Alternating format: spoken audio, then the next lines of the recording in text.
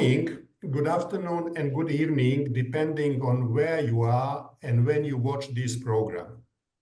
It's my great honor to welcome you to the event and panel discussion, Insights on the Achievements of Myanmar Spring Revolution. My name is Igor Blaževič, and I will be the host of our program today. I'm a senior advisor at the Prague Civil Society Center, but more importantly for my role today, I'm a head teacher of the Educational Initiatives Myanmar, and I can probably add that I'm one of those good old friends of the people of Myanmar who is supporting Myanmar democracy movement for already over 25 years. Let me start by outlining the agenda and the purpose of our discussion today. For more than 3 years, the Myanmar people have sustained an inclusive, broad-based and democratic revolution against an illegal military junta. Myanmar's pro-democratic partners have forged unprecedented ethnic and civil society alliance that has sustained 3 years of heroic struggle. Something truly extraordinary is happening in Myanmar. With remarkable courage, resilience, and determination, people of Myanmar are breaking long-held myth that the people can never prevail over a tyrannical military. Currently, military junta is on obvious downturn trajectory, and liberation forces are on offensive. However, struggle of the people of Myanmar is largely overlooked and misunderstood by the international community. Myanmar neighbors, countries of Southeast and South Asia, and the rest of the international community are either remaining passive but doing very little or nothing, or from time to time they are launching initiatives which are again and again putting discredited, atrocious criminal military in the center as the indispensable cornerstone of any possible political solution.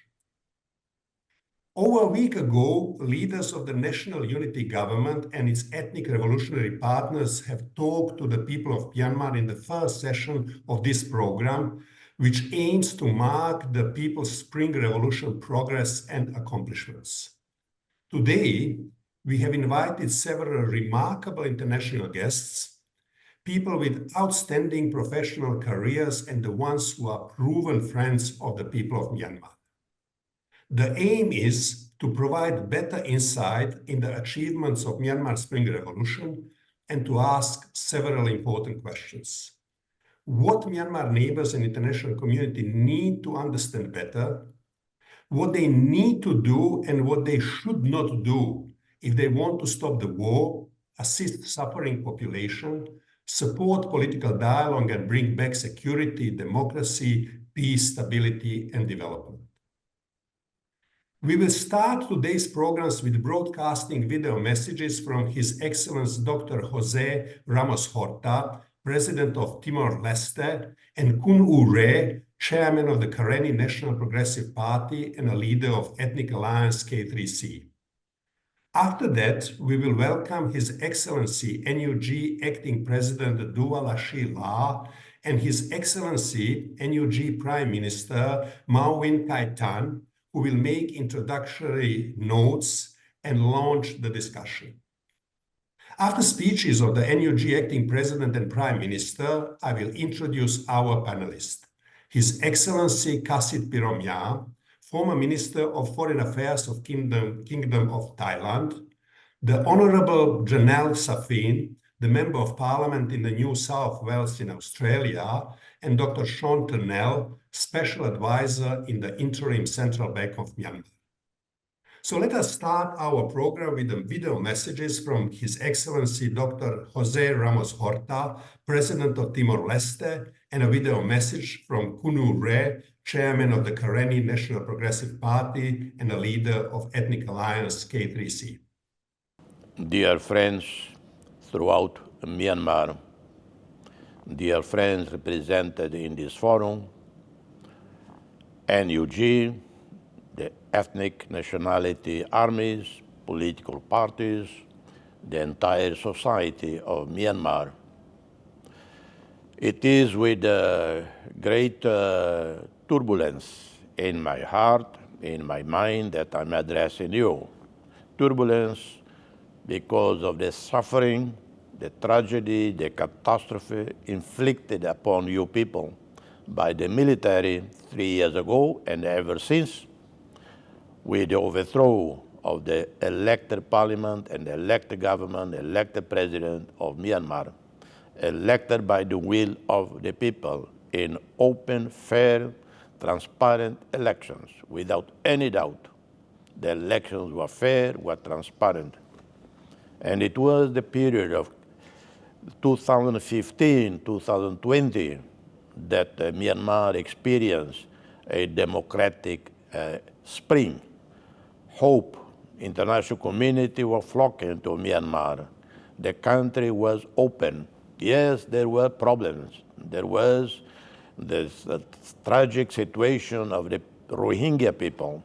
There was the violence inflicted on them by the military. Today, it is with optimism, with hope that you are marking the 3rd anniversary of the coup. The military, Tatmadaw, is losing the war. It lost the political battle. It lost everything, any respect, any trust from the people, and any respect, trust from the international community. The resistance, the democratic forces, you are in the upper hand. You are winning this battle. You are winning this war.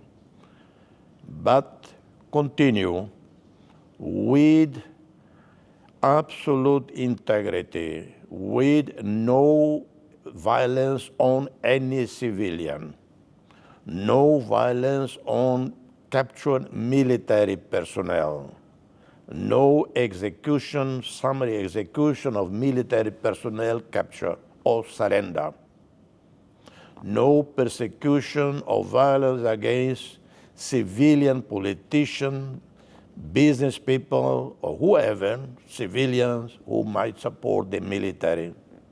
Show that you are better. Show that you are higher, you are taller than the military. Never descend to their level. In victory, be magnanimous.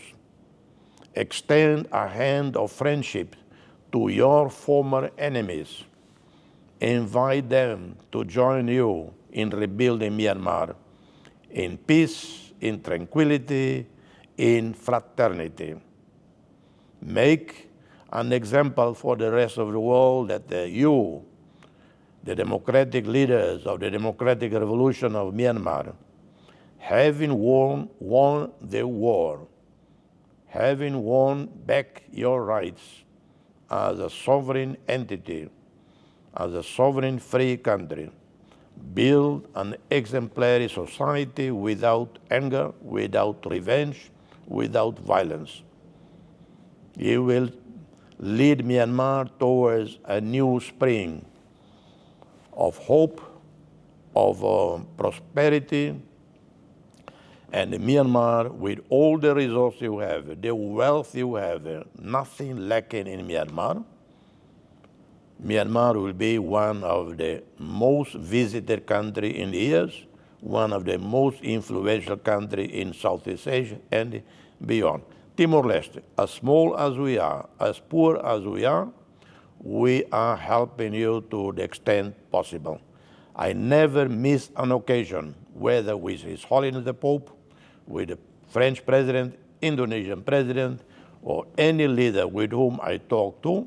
I never miss the opportunity to talk about you, about the need for the international community to support the struggle of the people of Myanmar for freedom, for democracy. All the very best. May God bless you all. It is an honor to be a part of this program and share my experience in shaping this people revolution at this time. I refer to this sharing as a development rather than insight into the revolution achievements. To begin, I'd like to lay the groundwork for who Karenni are. and how they make a living in this country. You may be aware that Karenni state is the smallest state in Burma in terms of geography and population compared to other regions and states. Karenni people have been discriminated against and oppressed by the country military authorities for nearly 6 decades, as have other ethnic states since the independence. Historically, Karenni people may have had communal hostilities rather than clashing over political objectives.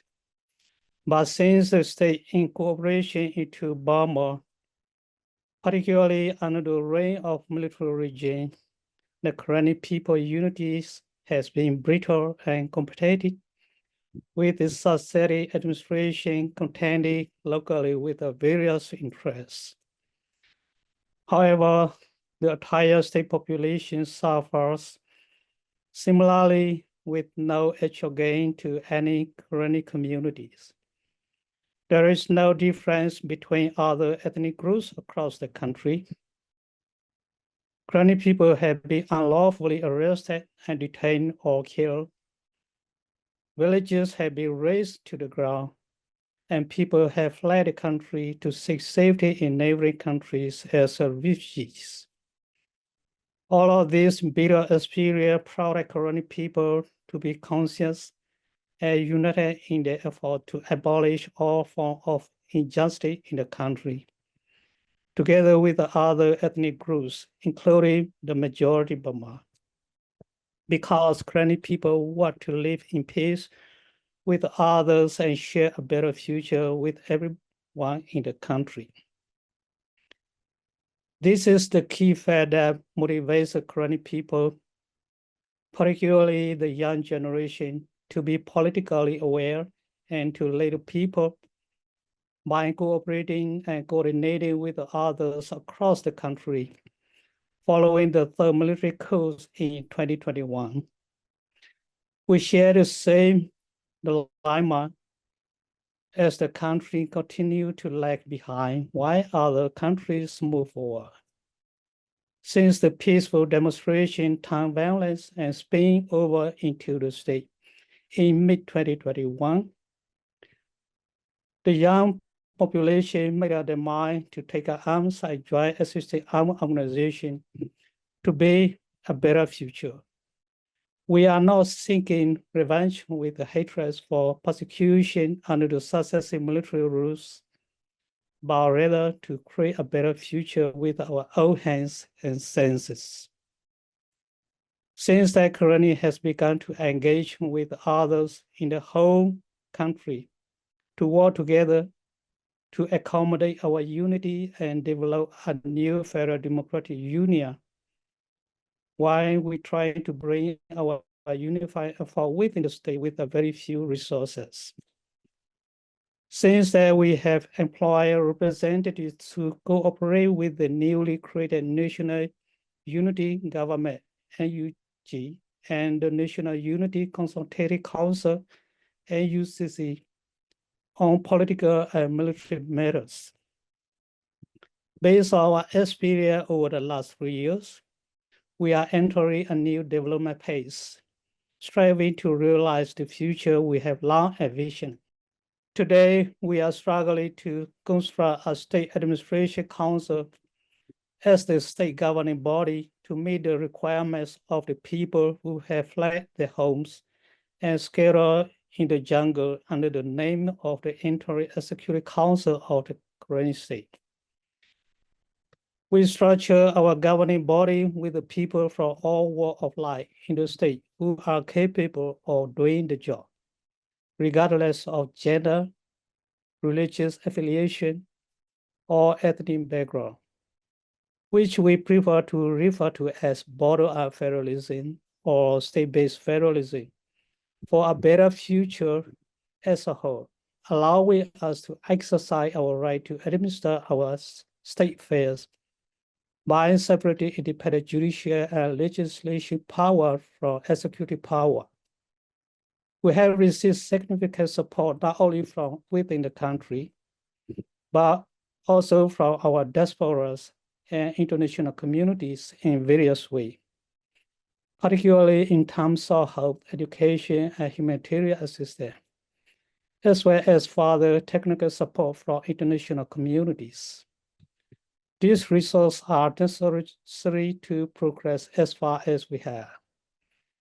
We genuinely appreciate for those support and hope that we can make our future goal a reality nationwide through our collective efforts. We are still halfway to achieving our common goal and need domestic and international support. After too long of pain and struggle, now is the proper time and effort to create a brighter future by sharing our prosperity with the rest of the world and ensuring global security to make the planet safer and better. To that end, we currently will be one of the resources for creating a new Burma on which the international community could rely and trust. People's support within the country and strong support and pressure from outside the countries are still required to achieve our end goal. This is our collective vision for a new future of Myanmar. Thank you. Let me give a floor now to His Excellency, Acting President Duwa Lashi. Mr. President, it's our honor that we can welcome you in this program today. May I ask you to deliver your introductory speech? Thank you, Igor. Good to see you. It is an honor to join today's panel event marking our Spring Revolution's progress and accomplishments. I wish to thank His Excellency President José Ramos-Horta of Timor-Leste for his deep solidarity with the people of Myanmar. I appreciate Kure, chairman of the Karenni National Progressive Party and a leader of Ethnic Alliance K3C, for sending a video message on unity and victories of our people's revolution. I also wish to recognize our host, Igor, Blaževič, and my distinguished co-panelists, Prime Minister Mahn, His Excellency Kasit, Piromya, former Minister of Foreign Affairs of Thailand, Australian parliamentarian, the Honorable Janelle Saffin, and Professor Turnell, Special Advisor to the Interim Central Bank of Myanmar. Today, we meet to recognize the astonishing progress of our People's Spring Revolution. Our refusal to surrender our freedom and democracy stood as a shining example to the world. Now, more than 3 years later, the military junta is fighting for its survival. The junta's collapse appears sudden. Myanmar's ethnic revolutionary forces and their PDF partners have shattered the myth that our people could never prevail over the brutal military.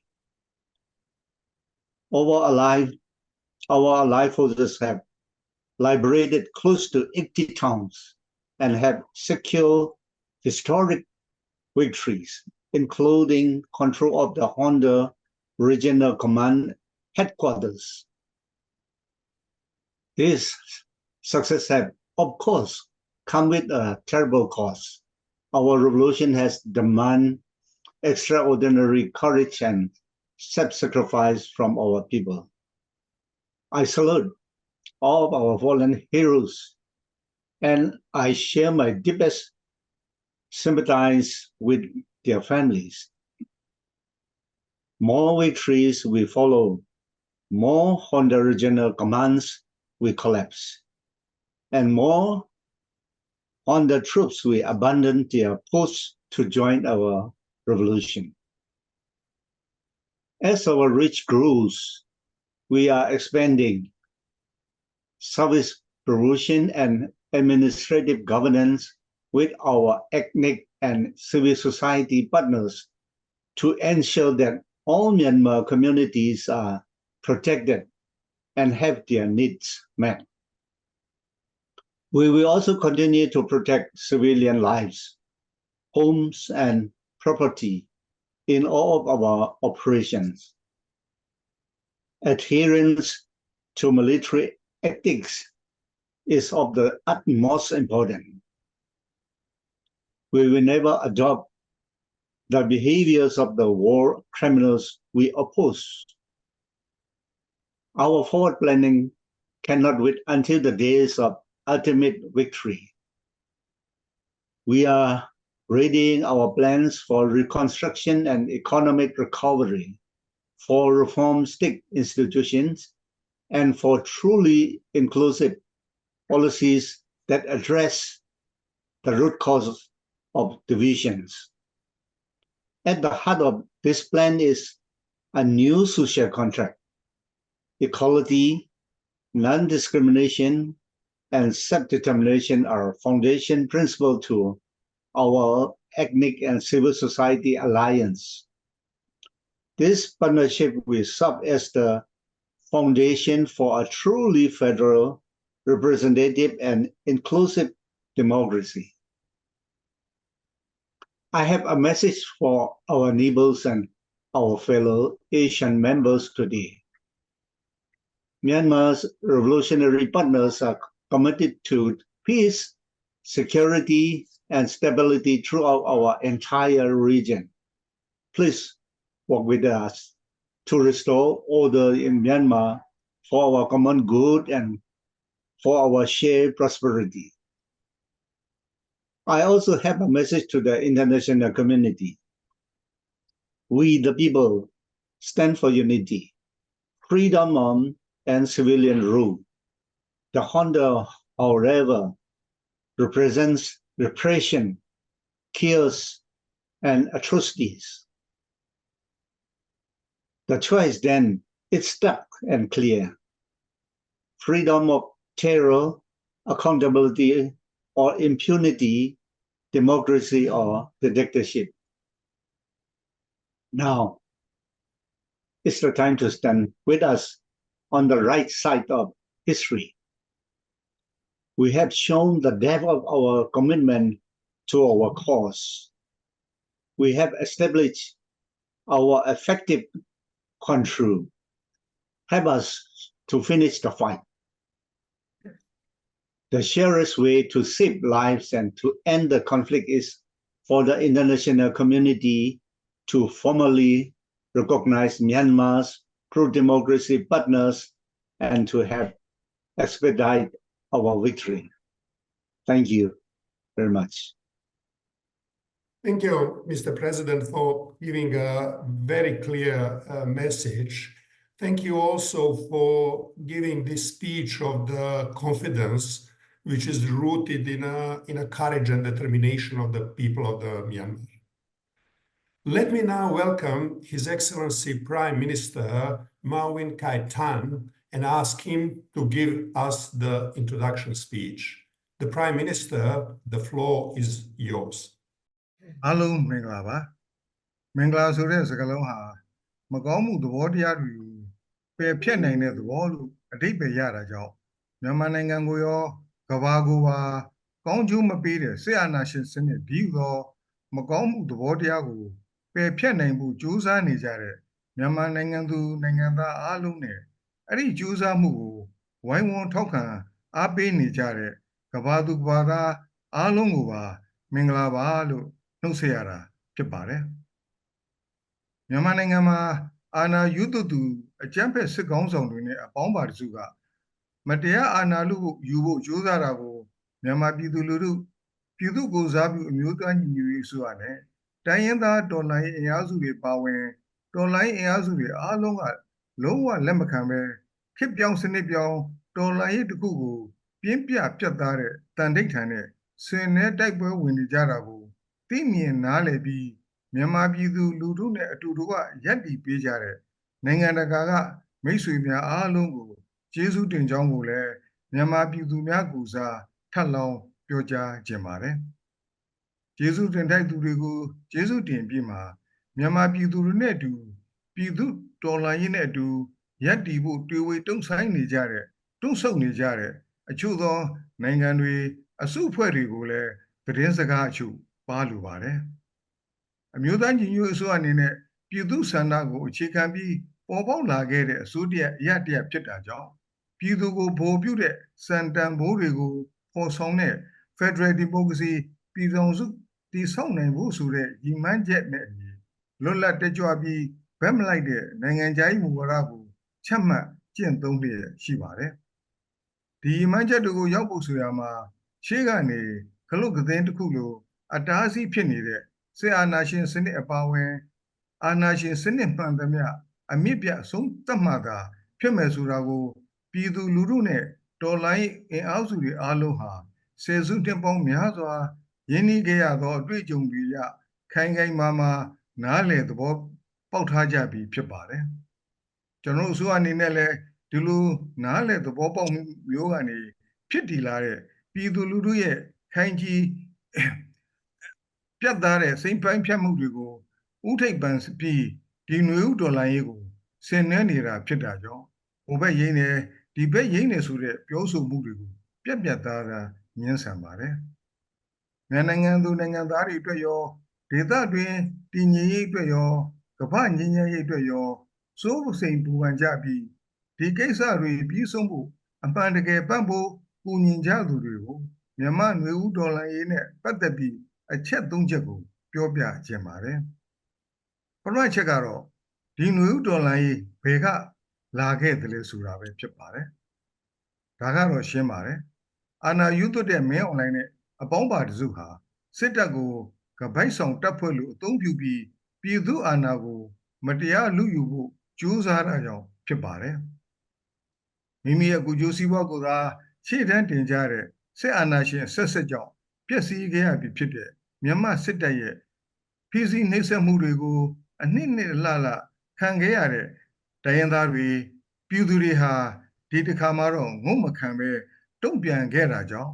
ဒီတော်လှန်ရေးစတင်ခဲ့တာဖြစ်ပါတယ်ဒုတိယအချက်အနေနဲ့ကတော့ဒီຫນွေဥတော်လှန်ရေးဘယ်အခြေအနေရောက်ပြီလဲဆိုတဲ့အပိုင်းပဲဖြစ်ပါတယ်မြန်မာຫນွေဥတော်လှန်ရေးဟာ3နှစ်ကျော်ကာလတခုကြာမြင့်လာတဲ့အချိန်မှာဘုံရန်သူကိုလည်းပြက်ထင်သိမြင်ဘုံပန်းနိုင်ကိုလည်းထင်ရှားတွေ့မြင်နေရပြီဖြစ်တဲ့တော်လှန်ရေးအင်အားစုတွေအနေနဲ့စုစည်းညီညွတ်မှုတွေရလာနေပြီဖြစ်သလိုပြည်သူတရက်လုံးကိုရန်သူလိုသဘောထားပြီးနေ့စဉ်ရက်ဆက်ကြမ်းကြုတ်ရက်ဆက်နေတဲ့စစ်အုပ်စုကတော့တတိပြိုလဲရာကနေမကြခင်ဘုံလဲတော့မဲ့အခြေအနေရောက်ရှိနေပါပြီတော်လှန်ရေးအင်အားစုတွေစိုးမိုးသိမ့်ပိုက်ထိန်းချုပ်ထားတဲ့မြို့နယ်89မြို့နယ်ရှိနေပြီဖြစ်သလိုအချမ်းဘက်စစ်အုပ်စုမလုံနိုင်အောင်ဝိုင်းဝန်းပိတ်ဆို့ထားတဲ့မြို့105မြို့တိရှိလာနေပါပြီမင်းအွန်လိုင်းတို့အုပ်စုတေချာစွာထိန်းထိုင်နိုင်တဲ့မြို့နယ်ဟာတနိုင်ငံလုံးရဲ့28%တော့မရှိတော့ပါဘူးဒါဟာလက်ရှိအခြေအနေပါနောက်ဆုံးချက်ကတော့ဒီຫນွေဥတော်လှန်ရေးဘယ်ကိုသွားမှာလဲဆိုတဲ့အပိုင်းဖြစ်ပါတယ်အကြမ်းဖက်စစ်တပ်မရှိရင်ကျွန်တော်တို့တိုင်းပြည်ကအချင်းချင်းမညီညွတ်နဲ့ဒဇစီပြိုကွဲသွားနိုင်တယ်ဆိုတဲ့စိုးရင်သလိုဆွဆွဲသလိုစကားတွေကြားနေရပါတယ်ကျွန်တော်တို့သွားမဲ့ပန်းနိုင်ဟာအစိတ်အမှောင်မှာပြိုကွဲသွားမဲ့တိုင်းပြည်မဟုတ်ပါဘူးပြည်တော်စုတင်နေထိုင်ကြတဲ့စုံလင်ကွဲပြားသောလူမျိုးတွေရဲ့သရုပ်လက္ခဏာ identity တွေကိုကာကွယ်မြင့်တင်ပေးတဲ့ဒီမိုကရေစီရေးအမျိုးသားတန်းတူရေးနဲ့ကိုယ်ပိုင်ပြဋ္ဌာန်းခွင့်အခွင့်အရေးတွေအပြည့်အဝရှိတဲ့ပြည်နယ်တွေနဲ့စုဖွဲ့ထားတဲ့ Federal Democracy ပြည်ထောင်စုပဲဖြစ်ပါတယ်အဲ့ဒီကိုကျွန်တော်တို့သွားမှာပါဒါကိုလည်းတော်လှန်ရေးအင်အားစုတွေအများစုကြားမှာ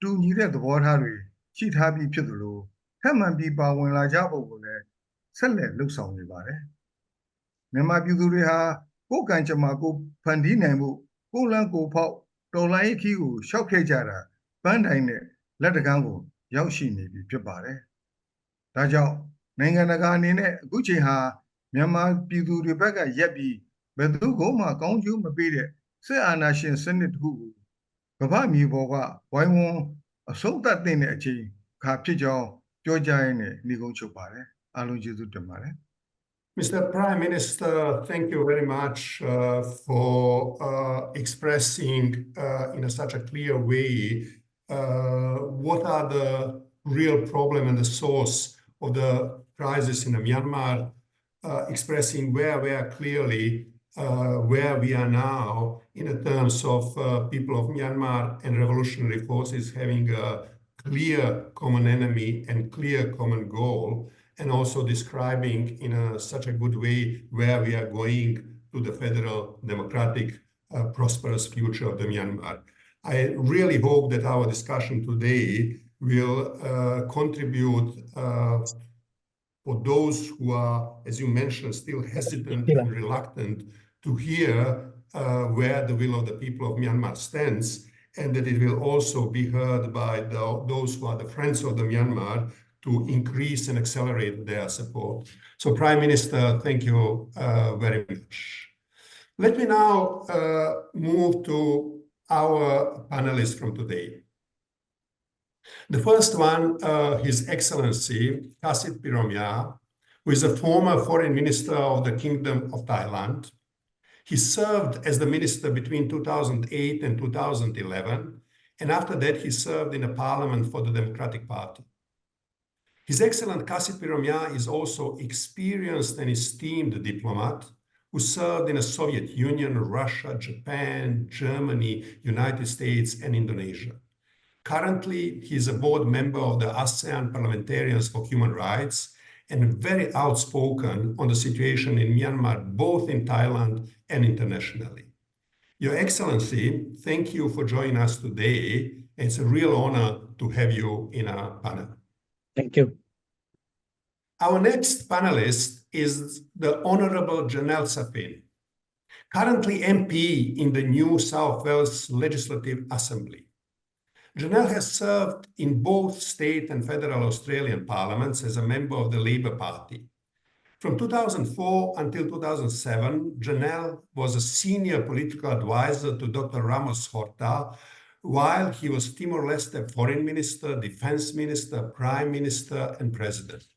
But Janelle is also a long-time Burma campaigner. She lectured on the constitutional law to the Myanmar MPs and has founded the Australian Myanmar Parliament Group. Honorable Janelle Saffin, thank you for joining us.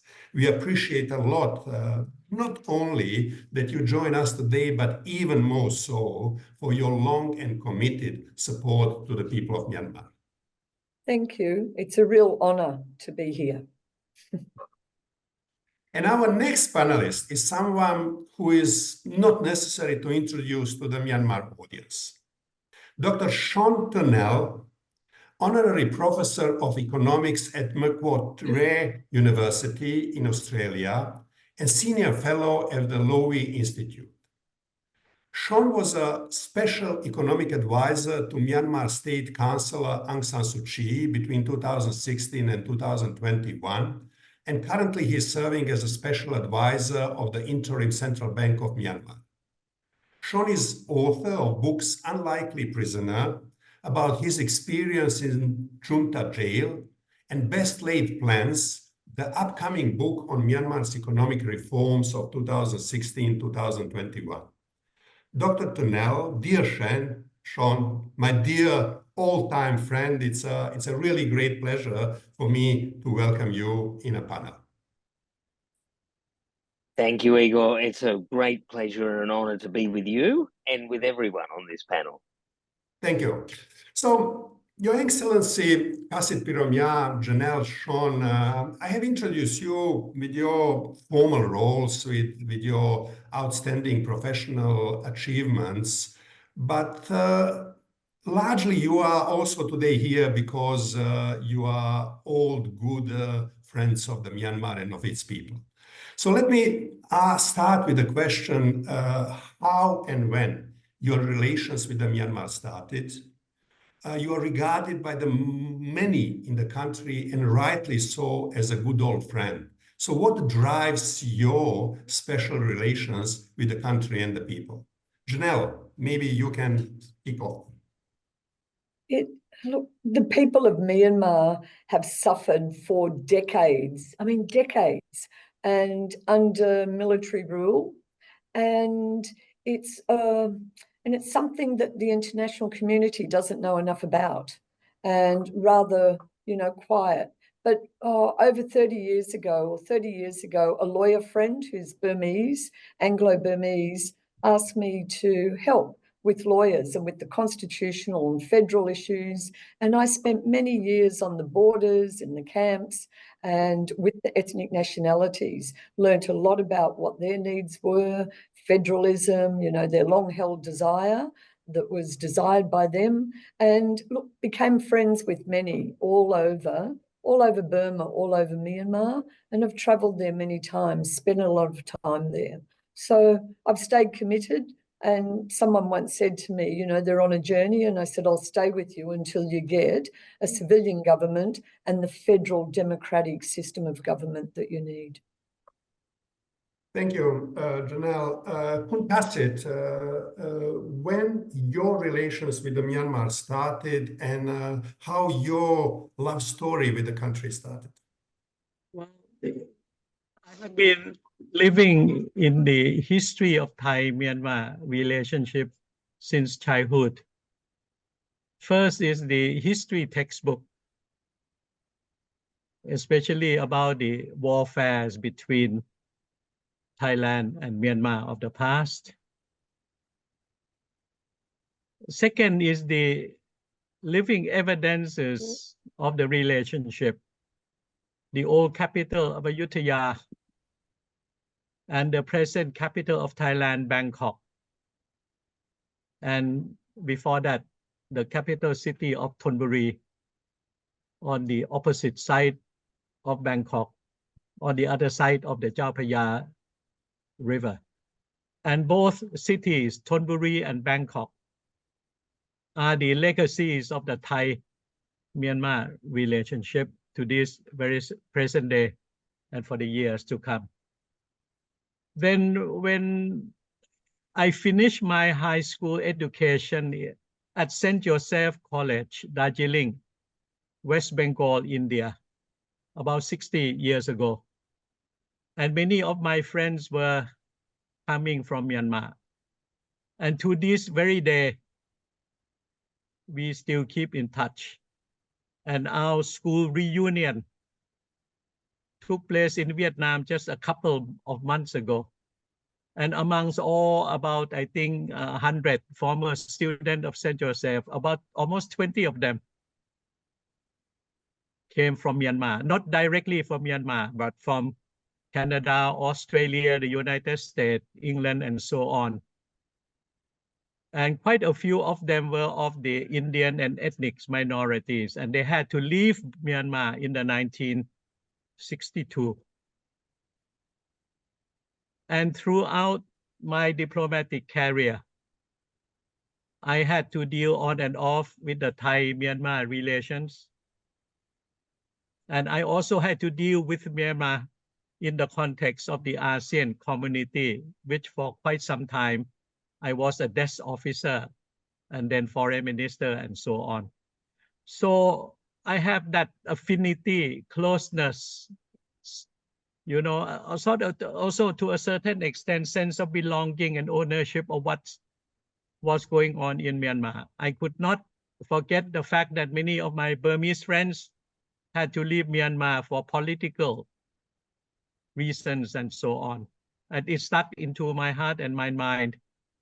And so my intention all along to see the betterment and advancement of Myanmar and to do whatever I can to help that process, of democratization, of development, of dignity in the eyes of the international community. So in a sense, it was a passion. And I'm still very keen to see a democratic federal Myanmar. Thank you. Thank you, Kasit. And you're really a precious voice in Thailand for the people of Myanmar, and I'm sure they appreciate it a lot because the Thailand is the critical country for the Myanmar. and the voices like yours are really much, much, much needed. So thank you very much for what you are doing, and please continue. Sean, you have paid your dedication to Myanmar also by spending quite some time in a jail. So how your love story with the Myanmar started? So mine dates back to 1990, Igor. A share house, Burmese friends, just escaped the 88 revolution. So it begins in friendship, in food, developing passion and fascination with Burmese history, a horror at all the things that my friends had gone through, who then discovered I was an economist. And they said, Sean, help us with some of the economics. Let's do some economic critiques of what this military is doing to Myanmar. So I joined them in that. And then over time, just got pulled ever deeper, as I'm sure in the familiar way to all of us. Worked on the economy, critiquing it, trying to work out the military's weaknesses and what it was doing. Finally, of course, we get elections in 2015. Dorsu wins those elections in the NLD. And she said to me on the day after the elections, she said, Sean, you've been helping us all these years. Time to put your money where your mouth is. Come over here and give us a hand. So I did that, had some wonderful years working with friends and colleagues in Myanmar. And then, of course, the coup happened.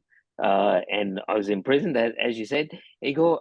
But my love for Burmese people actually only increased, and has only increased in that period since, because, of course, they're the first victims of the military, and they, with great courage, great compassion, kept me alive. So I feel very obligated anew to the Burmese people, and a very great love affair with the country continues.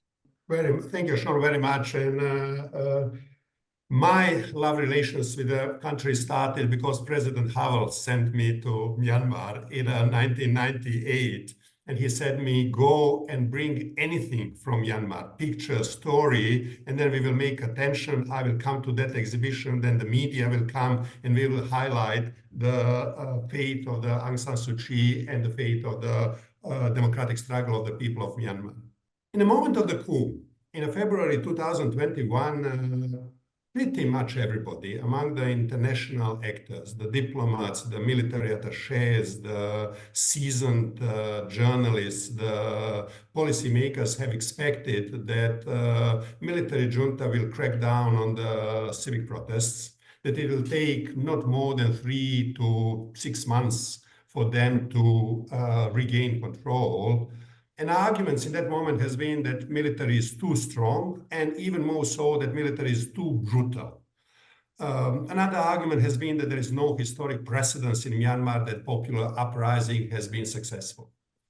So in a moment when the civic protesters are calling and expecting neighbors, ASEAN, the UN, Asian and Western democracies to reject the coup, to recognize the NUG and to protect the people from the military terror, it is fair to say that basically outside world decided to sit and wait and let the junta finish its dirty job. However, things didn't happen how neighbors and international expected. So Janelle, I will start with you. If you can give us explanation why the story of Myanmar in the last 3 years has been different. Why Myanmar, after the attempted coup, has not been yet another tragic story of bloody suppression of popular uprising. Why Myanmar is emerging today as a fascinating story of the power of the people that cannot be defeated, and why it is emerging as a story of people winning over brutal dictatorship. What is your explanation as somebody who knows country and its people very well? Firstly, I'd say that the people will prevail. That's absolutely clear. They're resolute. They're resolute, they're resilient. And from those years, from 2010 to 2020, and particularly 2015 to 20, they had a taste of freedom, albeit a prescribed freedom, because there was still the military with, their it was a bifurcated government, a civilian government, and the military still had a lot of control. So there was an absolute taste of freedom.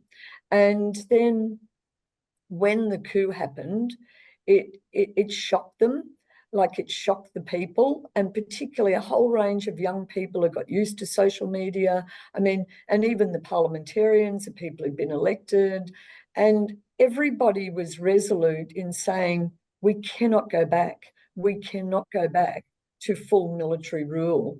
And that was clear from the beginning. And also, I'll just make this point that gets forgotten. On the evening of the coup, when General Min Aung Hlaing, the military ruler, was trying to negotiate with Aung San Suu Kyi, she rejected that. Because in a sense, it could have gone on as it was. She rejected it. The people rejected it.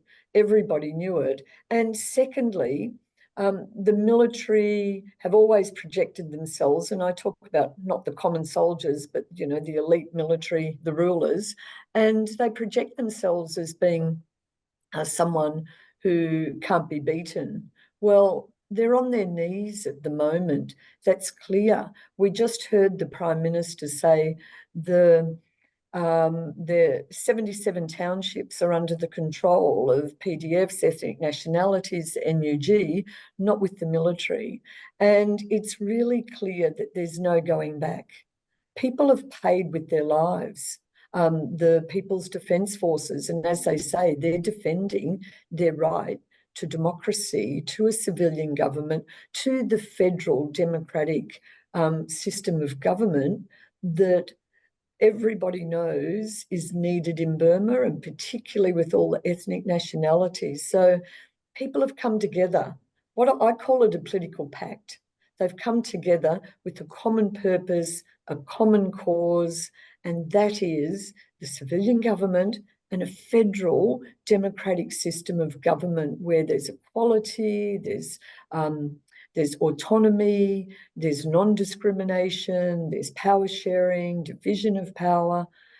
There's just no going back. And to the international community, I say that it is time to really back all of these actors in. People look at the military as state actors. Well, we've got a whole lot of other state actors. That's the NUG, the People's Defence Forces, the ethnic nationalities, local governance, administration. And that's reality, and that's what we now have to back in. Thank you, Janelle, and thank you very much for highlighting this message, no going back. This is something what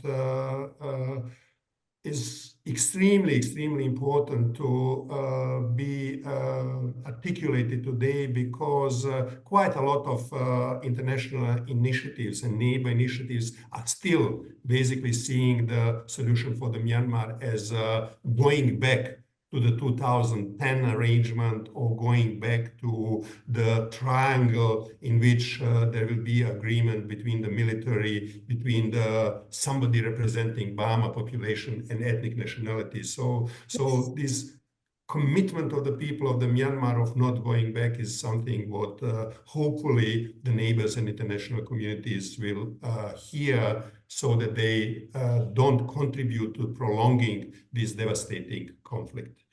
Igor, could I just add to that? I just wanted to add that with the military, like everyone around them who are close to them need to tell them it's over.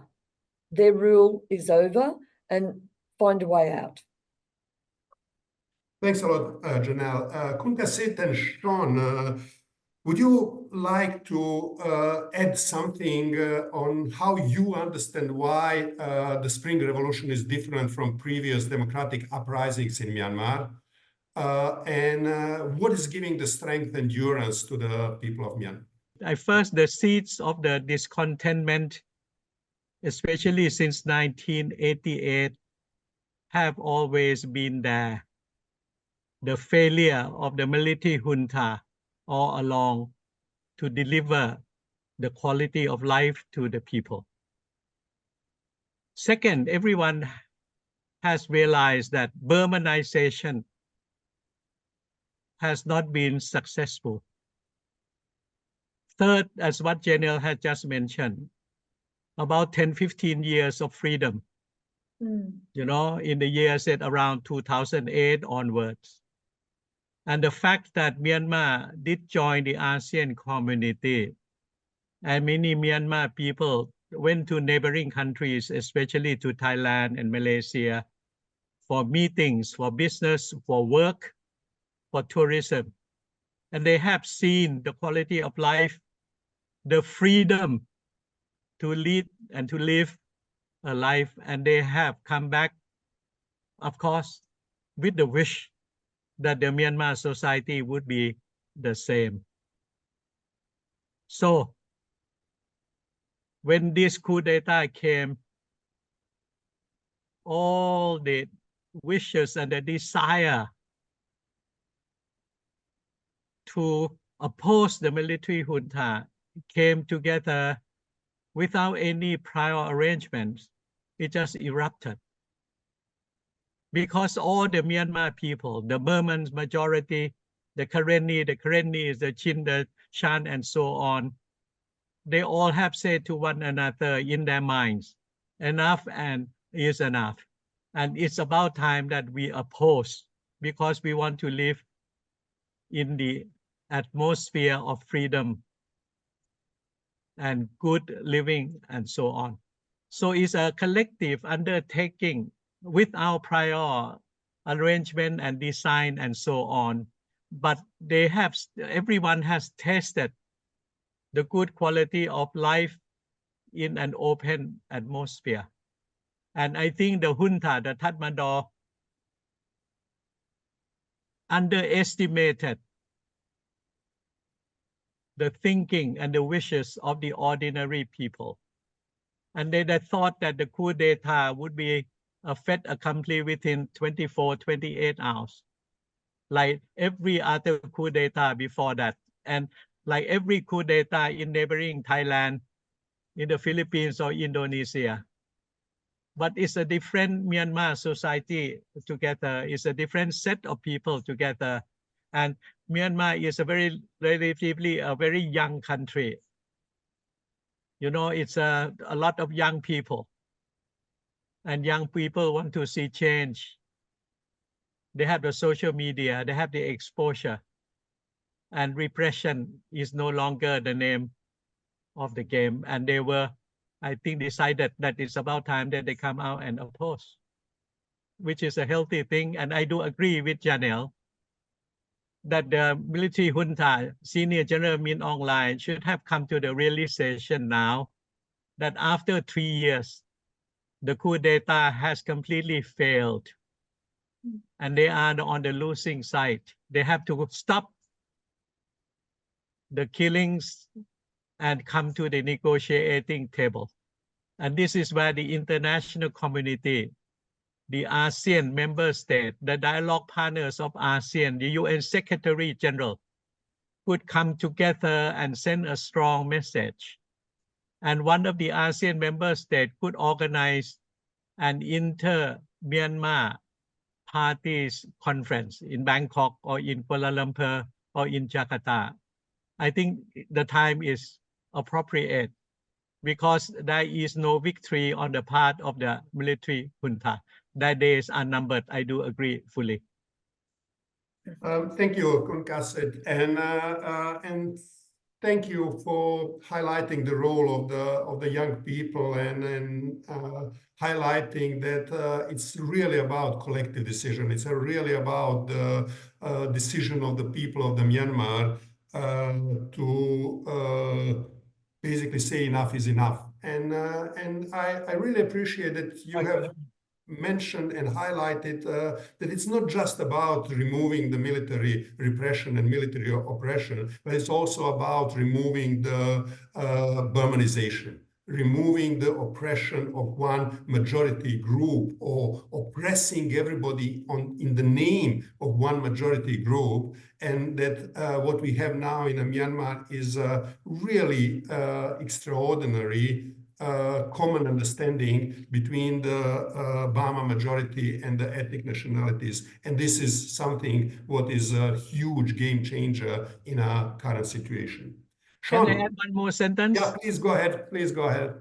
I think the land of Myanmar as a whole was balkanized from the beginning, and various Burmese kingdoms had tried to control the whole of Myanmar. You know, but they were opposed by the Arakans, by the Shan, by the Mons.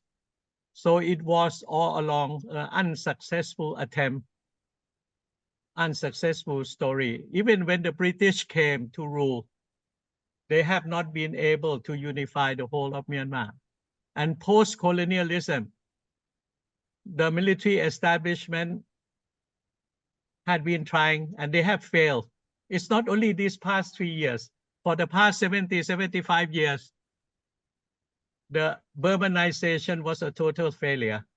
Military government was also a total failure. And now the military establishment is on the losing side. The only way out at the moment is to come to the negotiating table, or either they have to go to the Hague, to the Court of Justice and all of this, and imprisonment. Thank you. Thank you, Kasit. Sean, would you like to add something from what you think and how you feel? What is bringing us in this really unique, extraordinary opportunity? I've been really struck, Igor, by the incredible discipline and creativity of so many people in the Burmese revolutionary movement at sustaining that movement financially without any international support. It's really quite extraordinary, actually, the level of creativity on all sorts of financial instruments that have just kept things going along, as I say, without support, and in great contrast to the regime under Min Aung Hlaing that has effectively destroyed Myanmar's economy. Well, here we've got the living example of an opposition with no benefits in terms of, you know, again, any international support or stability and so on within the country, but who are able to fund this revolution and fund a lot more besides, and I think give us a glimpse as to what is possible in the future. So I've just been really struck, I think, by the nous of a group of young people. We've been celebrating them, who I think not only got used to freedom, but got used to proper ways of doing things. And we're seeing that in the opposition. And again, in stark contrast to Min Aung Hlaing and his cronies who really don't have much of a future, I don't think. I fully agree with you, and I'm involved in support not only to the people of Myanmar, but also I'm quite a lot in a contact with people struggling in Ukraine, in democratic opposition in Russia, in other places, and really the young generation is bringing all these aspirations which no regime is able to whip up anymore, but they are also bringing the kind of the creativity, the type of the visionary, which is also a game changer. Unfortunately, let's say many young people in Myanmar and around the world are paying too heavy price for their aspirations for the freedom. Let us now go a little bit to the approach of the international players to the Myanmar, and Kasit, I will start with you and with the ASEAN. That the UN, the international community, has delegated responsibility for Myanmar to ASEAN.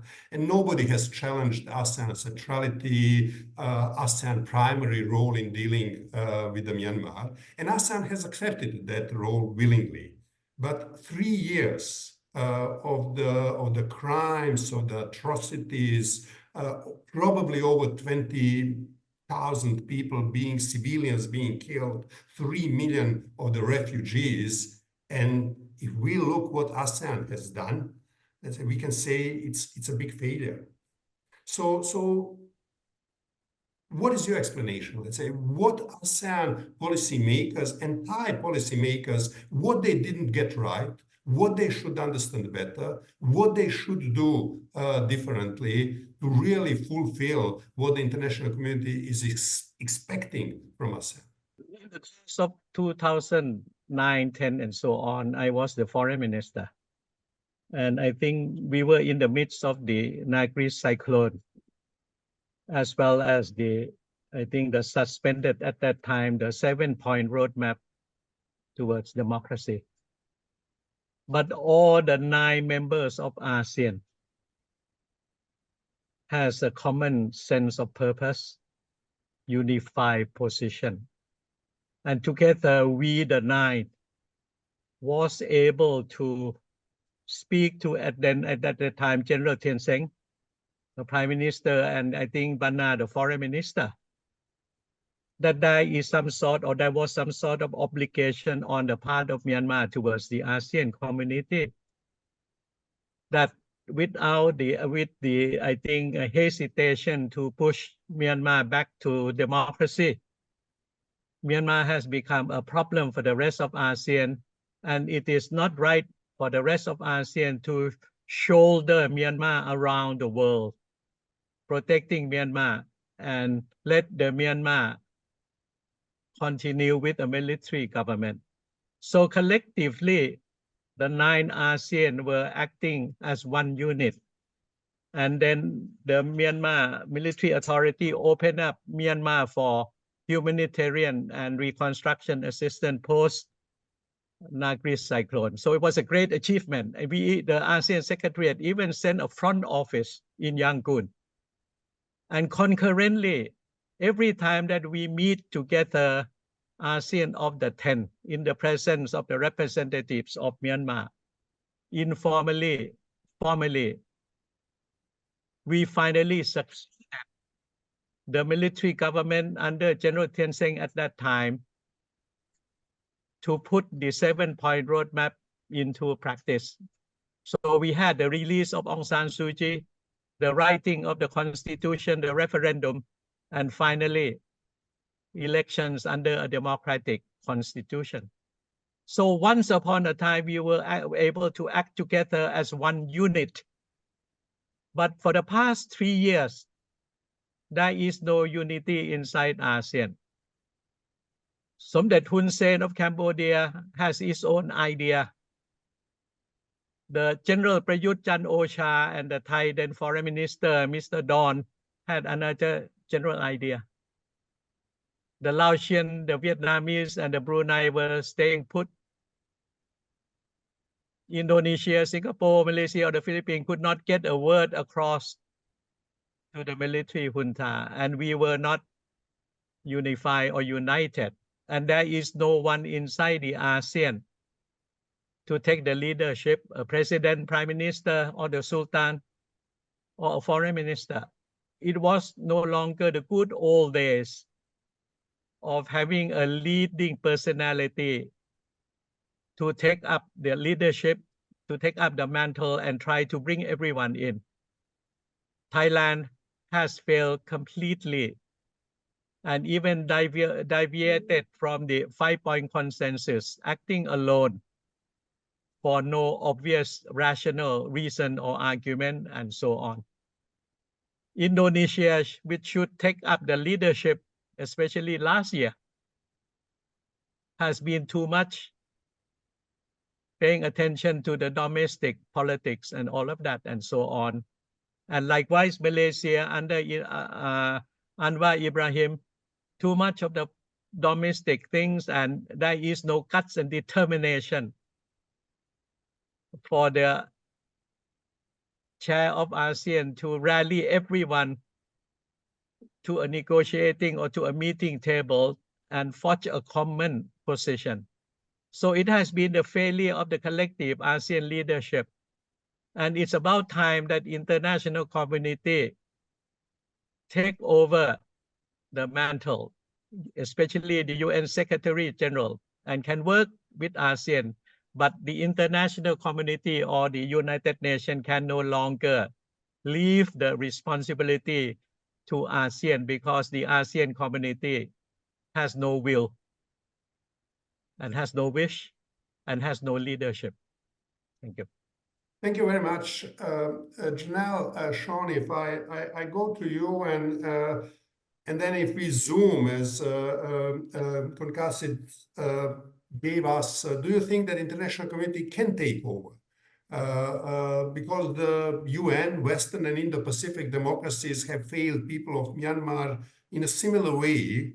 And can we expect, let's say, something from the international community? And if yeah, for broader international communities, and if yes, what? Let's say, what they need to do, who needs to take the leadership? Let's say, Janelle?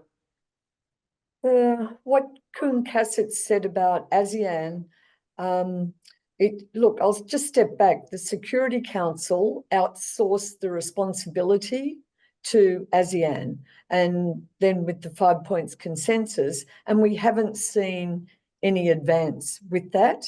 And what Kun Kasit's saying, you know, who's leading, how are they doing it, what are they doing? Even when Minong Line went to the first meeting where they established the 5 points consensus, as soon as he landed back in Yangon or Naypyidaw, he immediately dismissed it. You know, it was like he walked away from it. So that was from the beginning.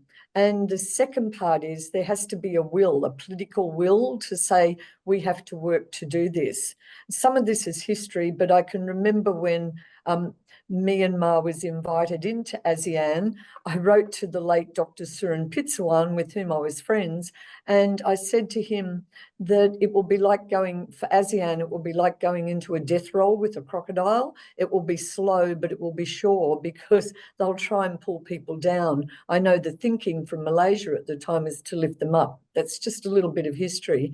But with the international community, first of all, there needs to be a core of a will. There needs to be a core of like-minded countries that's happened before that work together, stay on the case. And I understand, you know, there's a special envoy for the Secretary General, and she's doing her work not in a megaphone way, you know, but doing it sort of quietly. But we also need someone else, other people speaking out. Also, we need countries who have relationships with ASEAN. I come from one, Australia. You know, we have an old relationship with ASEAN. All of us now is the time right now to step up more, give more support to all of the actors, and not wait and see, and not be nervous about supporting some of those other actors, the NUG, the ethnic nationalities. I know there's support with humanitarian assistance, but we need development support. We need practical support, administrative support. And Kun Kasit made the point that people have been freewheeling within ASEAN, and it needs a more concerted effort. They still invite what they call a bureaucratic person to meetings. And then there's the ASEAN Interparliamentary Assembly, and the chair of the representative parliament of Myanmar, U Aung Ji Nun, writes to them, and they ignore, and they invite someone from the Attorney General's Department of Myanmar. So all of these things need to change. Otherwise, it will just keep limping along like it is, in terms of no concerted support from the international community. Also, there's a lot of UN agencies inside Myanmar. I understand the constraints of working in there, but there's a lot more that can be done to support all of these other actors, and not just, you know, working with the military or the SAC, who can't deliver services either. So it's about service delivery, support for administration, support for these other actors that I call state actors as well. John, is there something what you would like to add? What you think? What the either neighbors or regional countries, democracies, international community should do in this moment? Yeah, Igor, so we've been highlighting the lack of will. Well, one of the ways to get that will amongst the international community is for them to simply recognise that the SAC regime is not a reliable partner economically, for business or anything else, and certainly not diplomatically or strategically, and it's also not going to last very long. So for entirely pragmatic reasons, the will should be there, given that there really is no alternative but the opposition at the in the longer term. The other point I'd make, I think, is that what's been demonstrated recently are that financial sanctions, financial restrictions on the regime are incredibly effective. If you look at some of the things that have been going on, the acquisition of weapons, we always must remember the only advantage that the SAC regime has over the opposition is advanced weaponry, particularly delivered from the air-delivered munitions, etc. But that requires foreign exchange. And in recent times, various countries, but especially the United States, has begun to put the squeeze on the foreign exchange that the SAC regime is able to get, and that has reduced the supply of weaponry. Now, there's still too much there, as we know. There are many loopholes, but closing off those loopholes, if other countries, I think, would join the United States in financially sanctioning the regime, in putting some sanctions on jet fuel, things like that, then we begin to restrict the only real advantage that the SAC regime has. And that's within the power of the international community to deliver precisely that. So we've got a lack of will, but I think that lack of will could be acquired quite easily if people just realise that this regime is not there for the longer term. They're not a partner for anyone. And if they realize that any single day and any single week and any single month of the military staying in a control of the Naypyidaw means more destruction of the Myanmar, more killing, and a harder reversal. So in a certain way, not acting against the junta now means basically, let's say, letting the continuation of the destruction and war of terror against the people to continue.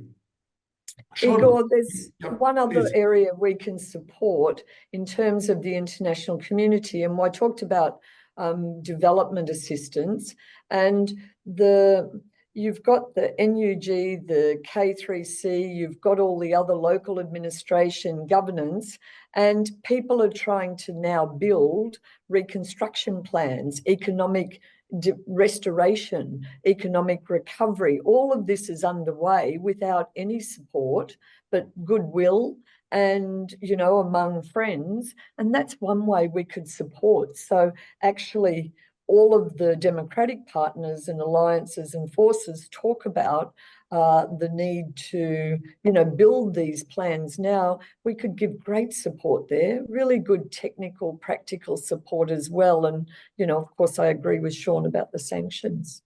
And material support, put the money and put the resources in the hands of the emerging governing structures on the liberated territories. Yes. And this is something what we can do, what was easy to do it. Thailand can play extraordinarily important role by having, let's say, this big border with the Myanmar, and helping the local structures developing bottom-up governing service provision is something what is already on the ground and just needs the resources which can easily come if we have a political will.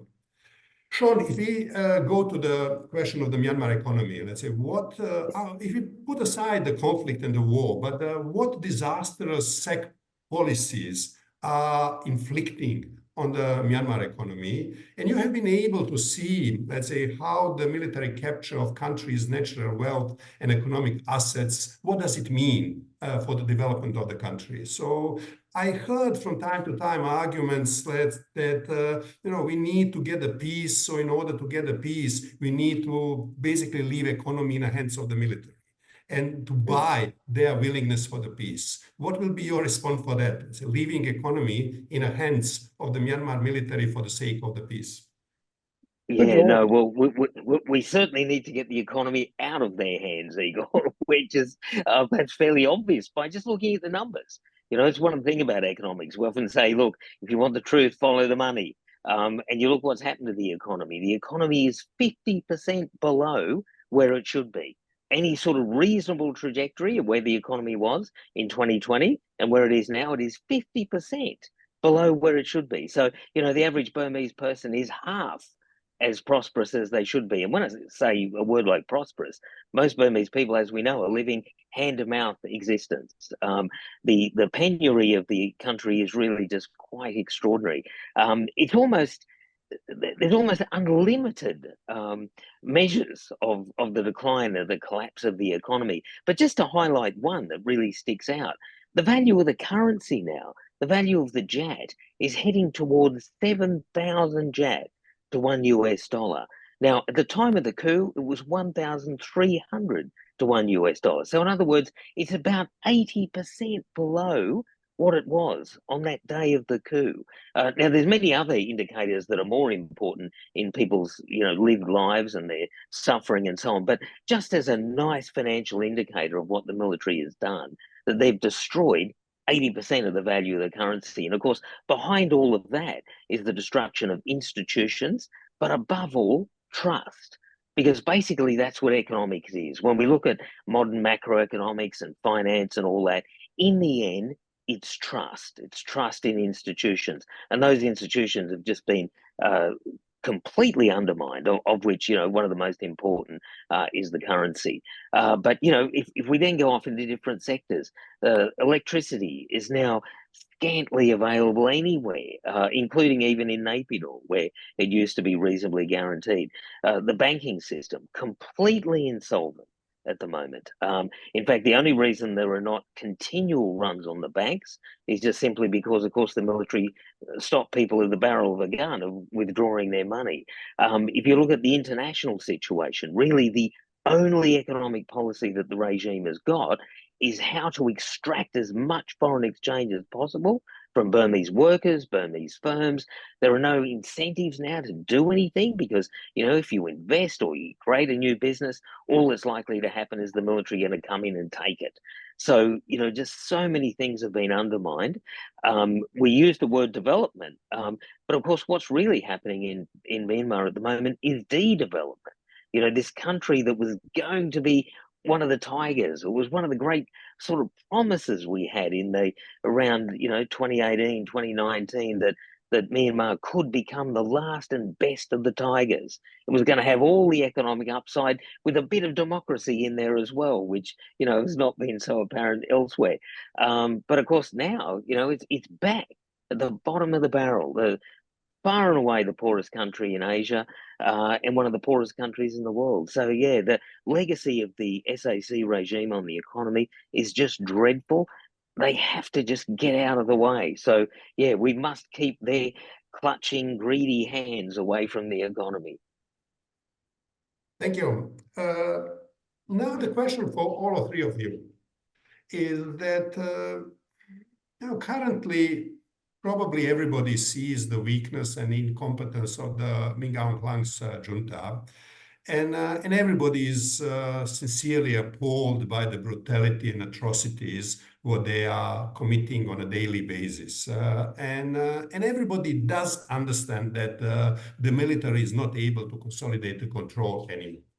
But still, there is this lingering argument: junta cannot fall. And then basically, the only thing what is ahead of us is there is no end to the Myanmar crisis. So how you would argue against this defeatist point of view, and how you would argue that Myanmar tragedy can actually finish relatively quickly if only Myanmar neighbors, ASEAN, and international friends of the Myanmar change something in their approach. So Janelle, can you start, and then Kasit, if you can pick up. Firstly, if we look at it factually, historically, the Myanmar military, the junta, have not been able to unite anyone. In fact, well, they have, but they've united everyone against them. So they've managed to do that. And what's happened now, you've got a whole lot of people who've come together in what I call a political pact, an alliance. They want the military out of their lives, out of government. Everybody wants military to do what military does, which is defense of the country. And they've shown over the last 3 years in particular, well, during, first of all, the government time of the NLD government, and now the people have shown they can work together. They can work together, even with differences that they have, but they've shown this common cause. I call it a common cause. They want a prosperous Burma. They want a peaceful Burma. They want a federal Burma, and they want one that's democratic. And they want it to work in a particular way. They've shown, even under attack, aerial strafing, you know, people being murdered, people being jailed, people being exploited, in all of the terrible things that happen. But all of these groups and the sort of pro-democracy partners have shown that they have the will, they have the common cause, they have the tools, they have the intellectual capacity, and they're willing to give it a go. And that's what they've been doing for the last 3 years. That's what we have to recognise and continue to reinforce. The military has shredded the economy, as you heard from Sean. You know, I talk to my business friends in Myanmar, you know, small business, and they're just waiting for them to collapse so that something better can happen. You know, they have to line up for fuel, go out at 4 a.m. in the morning, line up for 4 and 6 hours. You know, and as we heard about the chat, the health and education's being destroyed and you've got others building it. So all of these things clearly, factually show the military cannot run the country. They can't even run themselves, ever alone the country. Do you know? Like we hear about, well, yes, I won't go into the rumours of yesterday, all the things that happened yesterday, but, you know, about coups, rumours, you know, but there's always a grain of truth with rumours because that's how you find out things in Myanmar. But it's just a recognition of the reality of the situation. The military have failed the people. They've even failed, you know, we talked about Burmanization. They failed the Bamas, you know, the dominant group. They've failed the ethnic nationalities. They've failed their cronies even now. So, and just the others are saying, we're willing to give it a go. We're doing it. We're together in this political pact. I think that's what we have to recognise and work with. All of the friends, all of the neighbours. And Kun Kasit says Thailand is in a great position, you know, to reach out. But we didn't talk about China, and China is active around Myanmar. They're in a position to work with others, like-minded as well. But, you know, there's all of these people involved, and we just have to recognise that our main priority is not Min Aung Hlaing and the SAC. And in fact, Kun Kasit talked about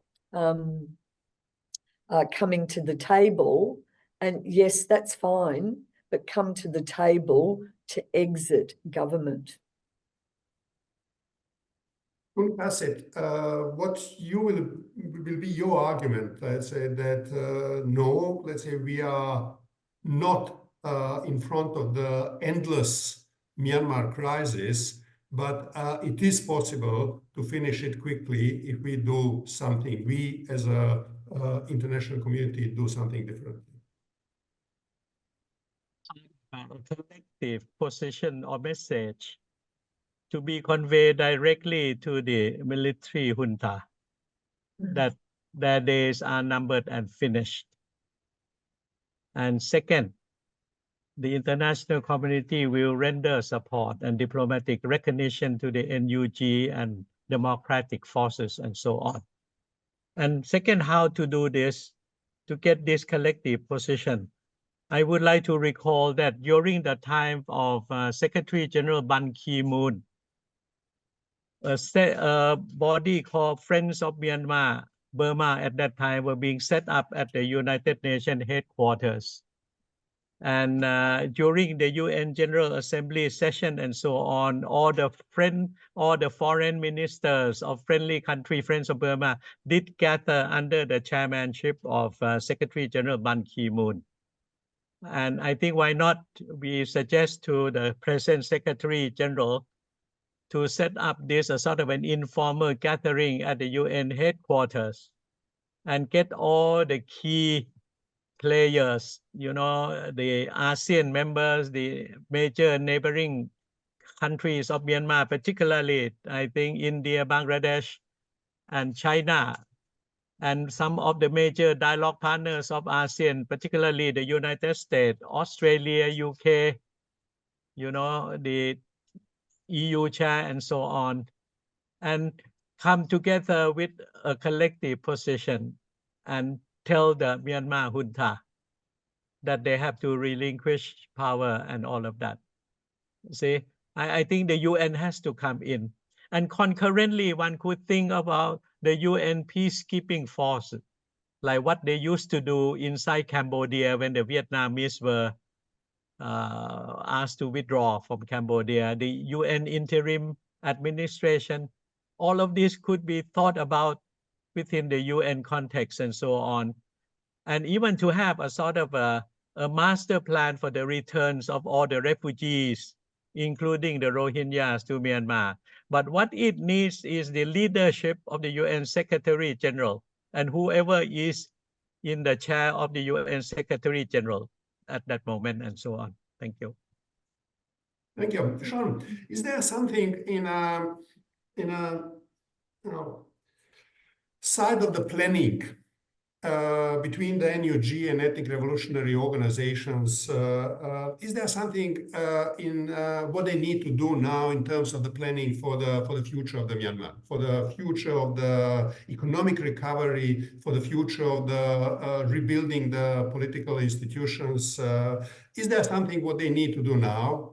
And they need to do it more visibly, more persuasively vis-a-vis international community, and what you would recommend to the NUG and ethnic revolutionary allies, what they should do in terms of the planning. Yeah, most certainly, Igor. Of course, so everyone fighting involved in any sort of struggle need a vision of where they're going to go. And so it's important to project that vision. The really good news is that the actual work towards that vision is being done. It's, in fact, I'd say it is done. You know, I think all of us have mentioned how impressed we are by the younger people of Myanmar and what they've been able to achieve and so on. I've seen that firsthand. I've seen the financial team within the NUG and how they've cooperated with various other organizations as well. The plans are very well laid, very well progressed. And, you know, again, to contrast that vision against what we've got on the other side, you know, the SAC regime has reduced Myanmar's economy essentially to a war economy. That's it. You know, the entire economy is really just being used by the SAC regime to fund their wars. They don't even pretend anymore. They don't talk about health policy, education policy, trade policy, goodness knows, environmentalism or anything like that. All that's out the window. And yet on the other side, on the NUG side, plans for all of that is being done. And you know, I think really the major thing now is just to communicate that and to reassure people that this is the vision. It's practical, it's plausible. Essentially, it's ready to go. And as I say, juxtapose that against the incredible chaos that exists in Myanmar now under the SAC regime. Kasit, you are experienced diplomat. You have been through your career dealing with probably all the countries which are relevant in the today's Myanmar context. Is there something specific what you would recommend to the NUG and ethnic revolutionary organizations in terms of their own international relations? Let's say what they should do to persuade Thailand, the neighbors, the ASEAN, the rest of the international community that if they want to bring democracy, peace, and development to Myanmar, they need to work with the NUG and ethnic revolutionary organizations and not try again and again to appease SAC. I think I have suggested to the NUG leadership many times, and also to some of the ethnic minorities leader, the Karenni, and so on, that they have to have a sort of a series of diplomatic notes to the various countries, ASEAN and so on, to update the ASEAN and the international community what they have been doing so far, achievements, shortcomings, you know, on the battle, on the ground, social services, administrative services and all of this, and the progress in terms of the drafting of the new federal democratic constitution. So it's for you, NUG, to reach out with information on the various progresses with a request for some help and so on. So a constant dissemination of information would be very much needed and of great help. Okay. And second, at the same time, we, okay, from the international NGO could also become a sort of a bridge between the NUG and our respective governments and so on. And I think each one of us has to urge our respective governments to stop hiding behind the ASEAN skirt or curtain and come out in the open and act accordingly. And it's about time that everyone, every government, democratic ones, to tell the junta, no more. You know, no more. No more some sort of informal contact and all of this and so on, just to have a full sanction of not dealing with it. And tell all the ambassadors that were appointed by the junta to take leave. So we need a much more drastic measures to tell the junta that they can no longer hold on to power and their existence on this earth is no longer a valid one. Strong words, strong action. Thank you. Thank you, Kasit. Janelle, what will be your message to the Myanmar neighbors and international friends of the Myanmar? Why is now the time for the international community to, as it was said by the president, to stand on the right side of the history? Why they should, without delay, without reluctance, act to save the lives and help end the junta's war of terror against the population of the country? Now's the time, because the SAC with Min Aung Hlaing, his military, you know, they brought the country to its knees, and it's just destroying it and murdering civilians, murdering women, murdering children, imprisoning people. So that's really clear. And it's only going to get worse, his behavior, and it's all about his ambition to be president.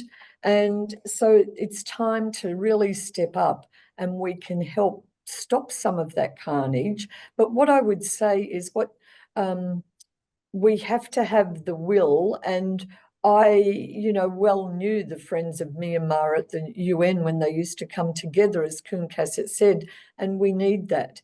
For the NUG, K3C, and the, you know, what I call the alliance partners, communicate, communicate, communicate. And I always give that message because that is so important. And they do communicate a real lot to people in Myanmar, but a different communication, and like the diplomatic notes, like the updates, like this is what we've achieved, like these are our challenges, we need support. So just continual communicate, communicate, communicate. And, you know, short, sharp, clear, and really show how well they are governing, how well they are leading, how well they have pulled a whole lot of people together across Myanmar in this revolution of having a constitution, communicating what it's about, communicating. So, yeah, communicate, communicate, communicate to my friends. Thanks a lot. Thanks a lot. Well, at the end of our session today, we have been talking mainly having in mind that we are addressing international audience, the friends of the people of the Myanmar, to encourage them to understand that now is the time and that they should act. But I now wanted to give you opportunity that each of you in 1 minute, 2 minutes, give a message, your message to the people of Myanmar. They have gone through the traumatic tragic 3 years. They are going through the extraordinary heroic making of the new history, of the painful birth of the new country. So what is your message to the people of Myanmar? Sean, 1 minute, 2 minutes. Yep. First thing, Igor, is from me personally, a very big thank you. Burmese people, much worse situation than I was the whole time I was a prisoner, and yet they extended their courage and their compassion to me. So to me, just a really big thank you from me to them. That's number one. The second point I wanted to make, I suppose, is just to reassure they will win. This is actually an empirical fact, I believe. The money, again, to use that expression, follow the money, all the financial indicators suggest the same as the indicators militarily on the ground, that this SA regime is being defeated. The third aspect I'd like to highlight, I think, Igor, is the incredible unity. I've spent the last year traveling all over the world, meeting Burmese community groups all over the place. The spirit of the people at the moment, the way in which people are unified, they're often exhausted. They've spent a lot of their money on the campaign and all that, and yet they're full of enthusiasm still. And at the end of every meeting, they're on their feet and pumping the air, etc. So that enthusiasm, I think, is a source of great encouragement for them and otherwise. And to keep that through, to perhaps not listen too much to some of the cynicism that sometimes comes from academics and think tanks and the like. Put all that aside, believe in their revolution, and they'll win it. Thank you, Sean. Kun Kasit, what will be your message to the people of the Myanmar?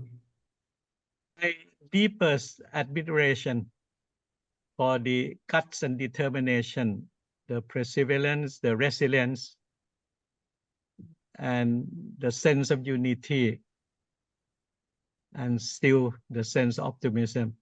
I wish you, all of them, great success. I am an optimist, and I think our Myanmar democratic friends will be able to reach their objective and targets in a democratic setting.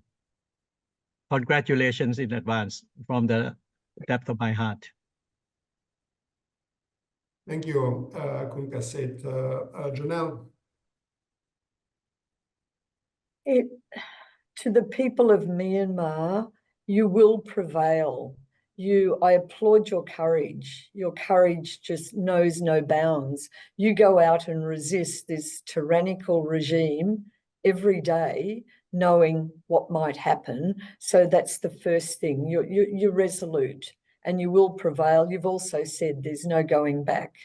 And what I want to give reassurance is you have good friends, a lot of good friends around the world, and that I and those good friends, all of us, will stay with you in your journey and will support you in the best way we can to make sure that you get the peace, the chance to build prosperity, that you can live in some sort of harmony with all the peoples of Burma and, you know, have the government that you deserve, good government and a good economy, all those things. But look, I pledge to continue to support you in whatever way I can.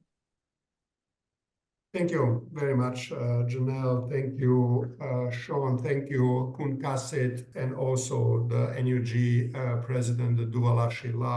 If you want to make any final remark, please, the floor is yours. I'm very appreciate your participation and great chance to participate in listening your panel discussion. This is very precious. So I become realize that now the war become new precisely about our Myanmar situation, how we are structured. You discuss in many areas like the historical, Kasit Piromya discussing the historical and also in the economically, Janelle, and very current situation, how to solve the problem. Janelle discussion is very helpful. I'm very like that Kasit discussion. Why you are not thinking about the peacekeeping troops sending to our? Then we can solve the problem easily, and we can sit together and discuss each other, and then we can overcome our hardship. We can overcome our tragedy time. Then we wish for the prosperity of Myanmar. Everybody, I'm very appreciate your ability and your discussion and your sharing discussion. Thank you very much. And also very want to say thank you, Igor, your organization and your performance of force. Thank you very much. Thank you, Mr. President, very much. And let me at the end just make a few remarks from my side. What's going on in Myanmar is something really extraordinary. Let's say we are witnessing, although many are not aware, let's say something what I personally compare with the anti-apartheid movement, with decolonization, liberation struggles around the world after the Second World War. I compare it with the anti-fascist, anti-Nazi struggles. I'm comparing it with the Solidarność movement in Poland. That means something which is extraordinary. It's not just tragedy. It's just not war. It's not just. It's something what is changing the history.